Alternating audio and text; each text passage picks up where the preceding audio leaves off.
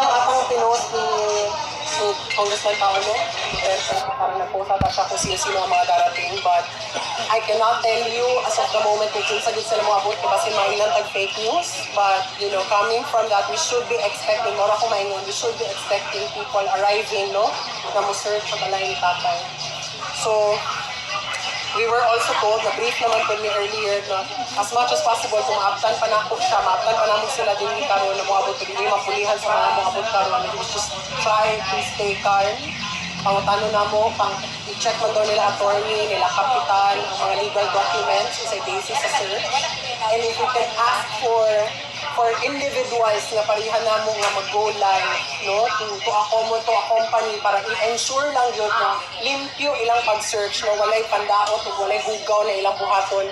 Because as we all know, election is up and coming. I'm pretty much sure kung kinsa man na ang natin na up above, they want a really dirty game. So, hopefully, matagaan pa chance nyo na makasunod ka, makalive pa, matanawan na ito ang sa ilahang buhaton sa search na ilang ginaingon na. In the situation right now, so planning mo sir, until right now, hanggat kaya, 24 hours na walay tulog, hanggat makita na ko ako mga kaigsuunan din, no? Because kabalo ka makalipay ba, that I see Moros, Muslims, INC, Christians, Catholics rallying here.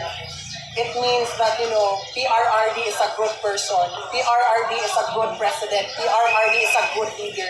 And hantod sa naa ako mga isuon diri magpabilin ko, and I will use my platform and my voice to ensure that everybody is empowered and everybody is energized pag yun na magulat ni hantod sa maabot pa sila o dili. since kagabi pa kadri sa din, abay ko sa nations. Okay, gusto lang observe mo yun, abay mga... Actually, yes, we saw drones flying. Di ko ka-ingon of how many, no? But to my best na akong siguro mabanapana, no? Mga 2 to 3. I saw flying, flash. Namutana dito sa kukawa na flash karon ng mga drones. Kaya ko kaibawan na. But yes, we saw nagalupad-lupad din eh. Wala po di po confirm if it was somebody from the other side or our side. Basta na. So, last my end is alert always. Yes. Sa mga supporters. Grabe. Up until now, di naman sa to brag about, no? This is not something to brag about, but I'm proud, no, I am receiving a lot of messages all over the world, Filipinos all over the world, mapabisaya man, mapatagalog man, and I can sense ba na as of now, karon the live sad ko, because this is what I promised, no, mo live ko para sa mga tao.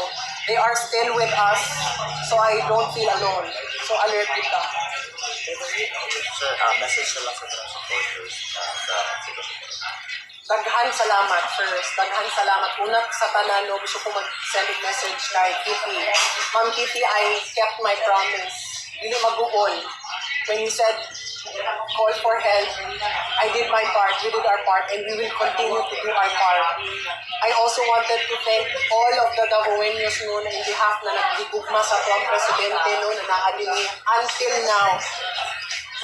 Gutuman, puyat man, uhaw man, you stand your ground, naamo diri with us. Daghan tayo salamat. Wala ka mo na mata, wala ka mo na samok, no? Ganyan na sa akong pag-live. But thank you kayo sa mga liduon ng ingon na nakamata mi because you needed help. And boto something that I will ever eternally be grateful, no?